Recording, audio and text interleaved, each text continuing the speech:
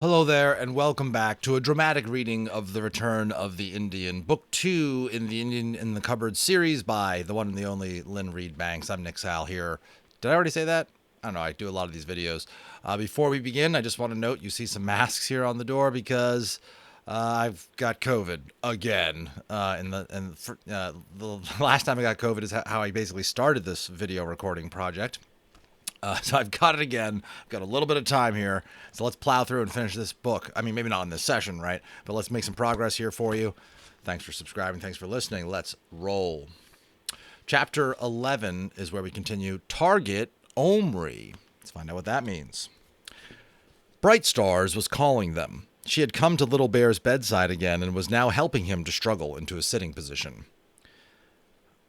I don't think he should sit up yet, said Omri anxiously.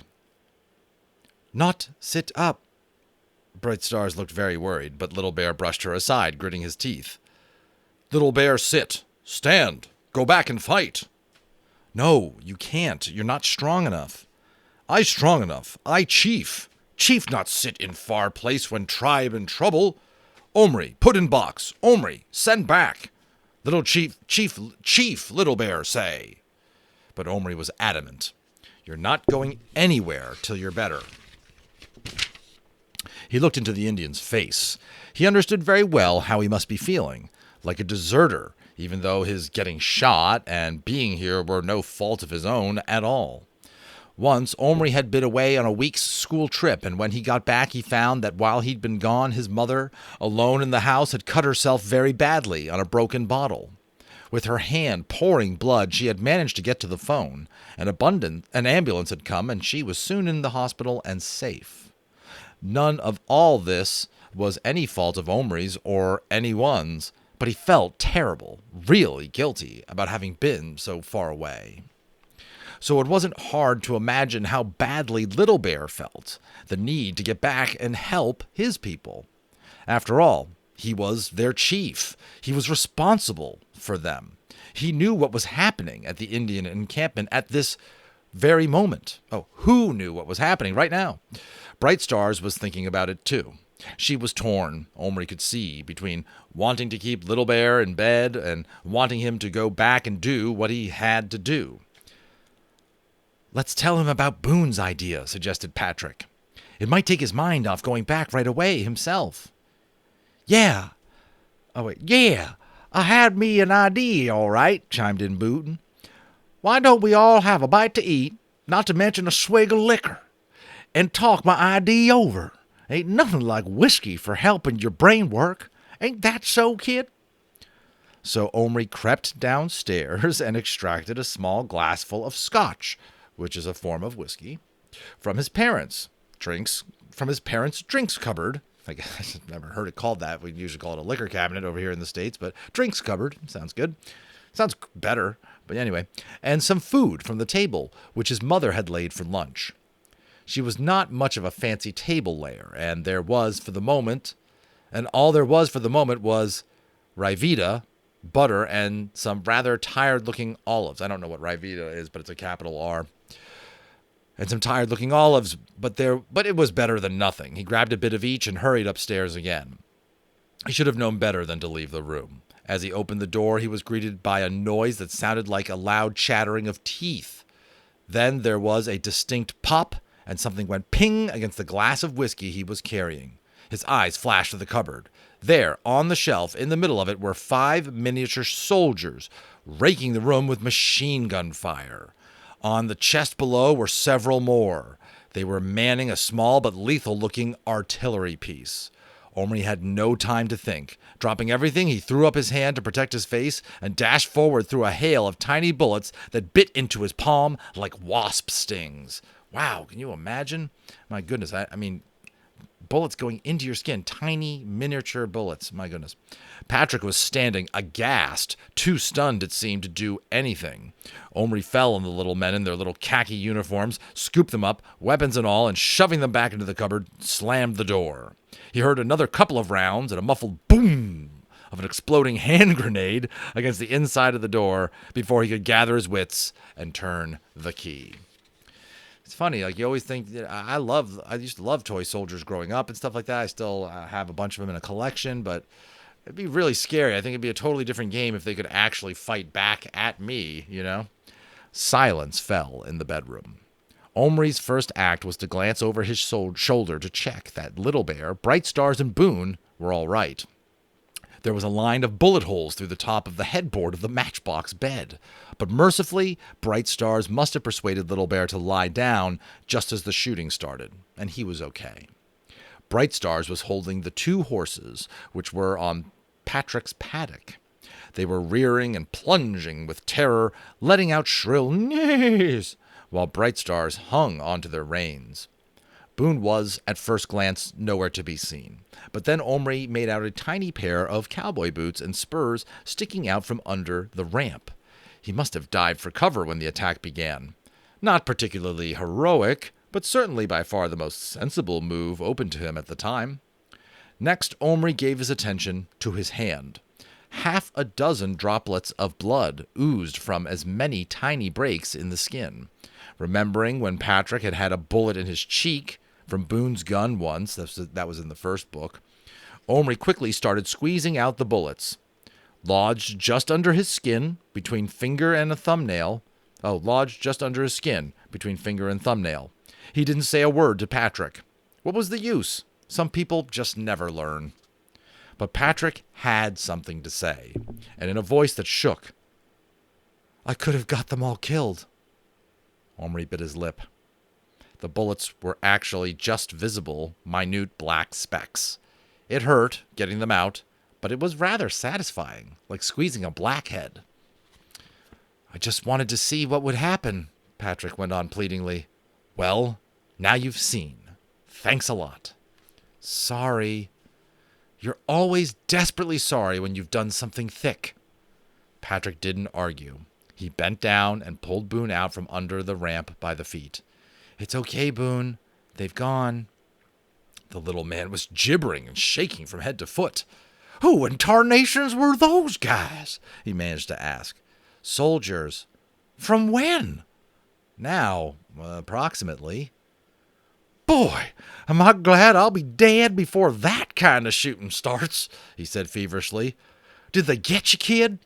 He asked Omri anxiously as a drop of blood splashed onto the chest beside him. Only a bit, said Omri, pressing a wedge of Kleenex to his hand. Did you get any of the hard stuff? Boone asked eagerly.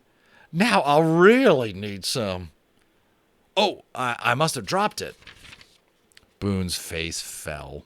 But when Omri went to the door, he found that although the glass had fallen to the floor, spilling most of the scotch, it hadn't broken, and there was still a little left at the bottom. He offered the glass to Boone, who promptly heaved himself up over the rim and dived in head first. Hanging on the rim by his boots, he started lapping up the dregs of the whiskey like a puppy. Omri couldn't help laughing. Oh, come on, Boone. You can't be that thirsty. Remember, you're supposed to be civilized. And he hiked him out and poured the last drops into a toothpaste cap mug. Save some for Little Bear. Boone looked shocked. You can't go giving liquor to Injuns. Don't you know that? Drives them crazy. They just ain't got the heads for it.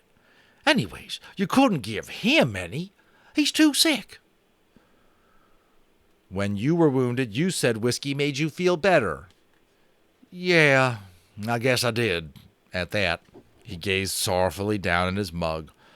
Well, if you're ready to risk it, only don't blame me if he goes loco here. He handed the mug to Omri, who passed it to Little Bear, who was sitting up again, examining the bullet holes in his bed. Boone sent you some whiskey, Little Bear. Not want, said the Indian at once. Why not? I thought you liked it. Firewater for feast, for make happy, take from trouble. Little Bear must keep head, must think, then act. Give Firewater Boone. He need not think. Good little point here, Little Bear. Even Little Bear, from centuries ago, knows that there's a time and a place for alcohol with adults when they want to have some fun, take away their troubles type thing, but in moderation. But this is not the time for that type of thing, is what Little Bear's saying. Boone received his drink back without reluctance. Of course, because he wants it. Omri picked up some bits of Rivita and olive from the floor, and soon the little people were all munching, though their opinion of olives was evidently not high. If anybody here watching this knows what Rivita is, go ahead and comment in the video. I would love for us all to know. So my ID could work, Boone remarked after draining his drink. 10 fellas like them with guns like that, and those Frenchies would be on their knees if they had any left. Besides the Redskins to make powwow, begging the Redskins to make powwow. Patrick, who had been standing at the window, turned around. That's what I was thinking. Omri felt quite exasperated. How could they both be so stupid? What do you think, Little Bear? Patrick asked eagerly. If we made lots of soldiers like that real, and then joined them all to you somehow and sent you all back together to your village, they could fight the Frenchmen for you. Little Bear grew still. His black eyes moved under his scowling brows from one of them to another. For a moment, Omri feared he would jump at this tempting solution, but then, reluctantly, he shook his head. No good, he said gruffly. Oh, why not? Oh, why not? They'd just shoot him to mincemeat in 2 minutes, and you'd be rid of them forever. They'd never dare to come back to bother you no more. Now soldiers not belong, said Little Bear. They not fight for Little Bear people. They fight on side of French soldier. If at all, said Omri. Much more likely they just sit down and refuse to fight anyone once they realize they weren't where they ought to be. We could explain it to them, said Patrick. You try explaining to a whole bunch of soldiers who are probably in the middle of World War II or in Northern Ireland. Remember, this is a movie set in a story set in Great Britain. Great Britain at the time was occupying in a little bit of strife with Northern Ireland. And they're not to fight the Nazis or the IRA, which is the Irish Republican Army. They're there to go off and shoot 18th century Frenchmen in the middle of New York. They wouldn't do that, is what he's saying. Well, who could you explain it to? And that was when Omri had his brainwave. I'll tell you who. Other Indians. Little Bear's head came around. He saw the point at once. Yes, he cried immediately. What? Asked Patrick. What you mean, kid? Said Boone. Listen, cried Omri excitedly. What we have to do is go out and buy loads of Indians. Iroquois, like Little Bear. He'll tell us what sorts of clothes and things to look out for. Though I think I know anyway. Then we'll bring them to life, and Little Bear can talk to them, and we can send them all back together when Little Bear's better and... I'll be right there. Okay. Send back now. Must soon. I better now, Little Bear shouted. Bright Stars came running to calm him, but he wouldn't be calmed. He began shouting at her in their own language. She seemed very excited and clapped her hands and looked up at Omri with the shining eyes that had given her her name. Spirits know Omri save, she said. Save village too. But Little Bear had something else on his mind. Now, guns, he said. What? Said Omri, not understanding. Now soldiers, no good. But now guns? Good. Get Iroquois brave. Plastic, many, then give braves now gun. Like one make hole in my bed. All right. Sorry, my son was calling me downstairs, but I know folks were eager to get this book finished, so I want to give you another chapter. We pick up again on chapter 12, The Troops, and we're going to find out how well things go when Omri and Patrick decide to round up a bunch of Indians and maybe consider Little Bear's idea of arming them with modern weapons to save his village and send them back in time. I can't see how this couldn't go wrong, right? No, I think it's going to be challenging. Stay with me. Feel free to like and subscribe. Always appreciate the encouragement, and we'll keep this going here week by week. Thanks.